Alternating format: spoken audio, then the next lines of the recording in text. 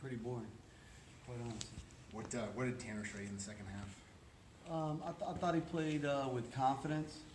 I thought that he responded well to different situations. He wasn't perfect, but it didn't faze him, and I think that's one of the things that you're always looking at with young quarterbacks, and I thought he was also able to pull from his past, past experiences that was able to help him be confident and play the way that he did.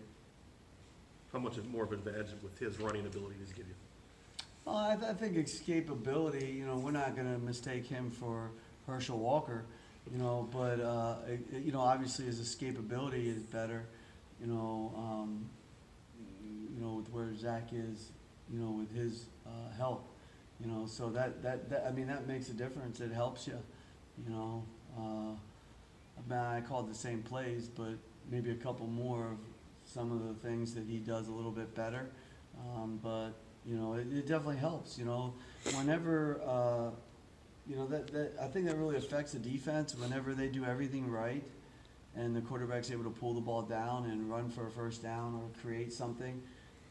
I think as a defense coordinator, it also affects you too, because you think, oh man, that didn't work. Yeah, it did, but he was able to make a play, and that was probably the difference in us in the second half. We made some plays. We executed a lot better, but we also made some plays.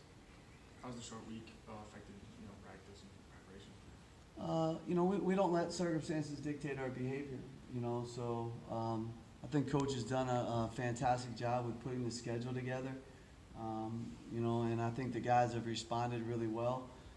There's one thing that I love about this football team. There's a lot of things I love about them, but one thing that I really love and appreciate is how they come to work every day with the idea that they're going to change their best and they're going to get better. And, and again, at some point, they'll be able to show the whole country how they've continued to get better every single day, because one day it's just going to, boom, blossom. How important is finishing drives going to be on Friday night, considering the lack of points you've seen in recent weeks? The lack of points I've seen? 10 different drives in opponent territory haven't resulted in points the last 2 weeks. Statistician.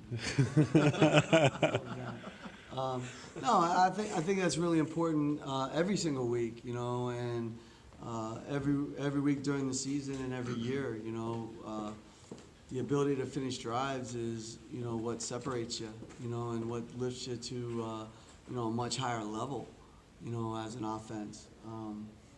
Getting down in the tight green, that's money time. It's the pressure of the situation is a little bit greater. So yeah, it's something that we've got to continue to grow from. But as I think about it, like the game situations too can dictate, strategy there, and that can affect whether you finish too. But we must do a better job. I totally agree with you. We have to do a better job finishing down there. Demetrius Douglas seemed to be a bigger part of the game plan last week compared to recent weeks. What did you see in practice that? Yeah, well, I've seen it really saw it in training camp that he's going to be a really good player someday. And Matt Simon and I were just totally agree that he's going to be really good, and he just needed to get some more confidence, but I just felt like he was practicing better, and, the Nebraska game, the way I felt the matchups were going to be and who was going to be on him, that it was time, to, target him a little bit more. And I was really happy for him and Matt that, he was able to come through. I knew he was capable of it because he's done it in practice. You know what I mean? And made some spectacular plays in practice and been very consistent in practice. Like a lot of young players, he just hadn't been able to take that from the practice field yet to the game field. And it was I felt like it was only a matter of time, but really happy for him, and hopefully he can take a step forward now and play a little bit more confident and a little bit looser out there. How do you feel about these TV-driven Friday games? Are you in favor of them, or you like the traditional Saturday games? I'm more of a traditionalist, but that's kind of giving away my age. you know, with it. You know, I grew up in the era where there was only one game on Saturday, you know, and it was on ABC with Keith Jackson, you know, and I couldn't wait for that game to come on. But it's the way it is today, and it's fine. I don't disagree with it in any way. That's just the age that we live in now. When it comes to quote unquote dudes on your team, who is the top of that list and who's rising the ranks?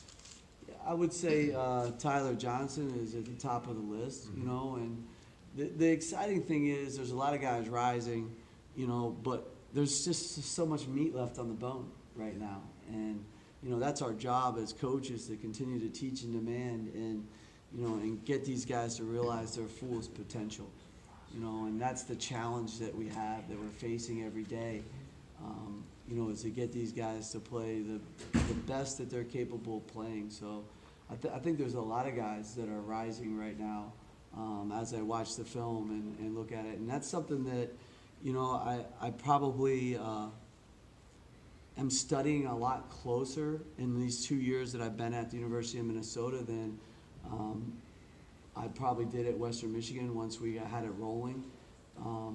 But now I'm study the practice film harder, studying the game film harder, and looking to see the signs of people, which way they're trending, and because we want to make sure they're trending, you know, in an upward fashion.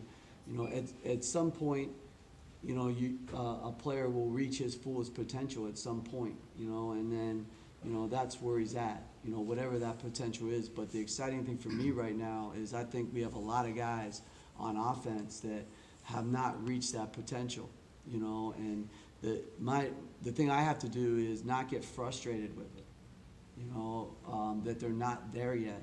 You know, we have to continue to worry about what we can control. It's the same thing we tell the kids. You know, what you really control is to learn from your past and what you're doing right now in the present, and that's what affects your future. You know, so as long as I'm seeing the growth in them, you know, although it may be very small at times, you know, as long as I'm seeing that growth, then I know we're moving in the right direction, and we just got to keep moving there in that way. And the thing is that, you know, when you have, you know, I don't know, 35 guys, 40 guys on offense, right? And if all of them improve just that little bit, you know, each week, you know, it starts to snowball. And I feel like, you know, we've been improving that little bit every week, you know, certainly on the practice field. And now we've got to be able to take it to the game field and execute there. Last one for Coach, guys. What challenges does Indiana defense represent? Yeah, they play really well together. They have a really good scheme. They're going to mix it between zone coverage, and in their zone coverage, they're difficult to get the ball over the top of them, but they'll also pressure you, you know, about 50% of the time too, and play man-to-man and press you across the board and challenge you. They have really good corners. Their defensive line is much different than the one we saw last week. The Nebraska defensive line was very strong, powerful guys.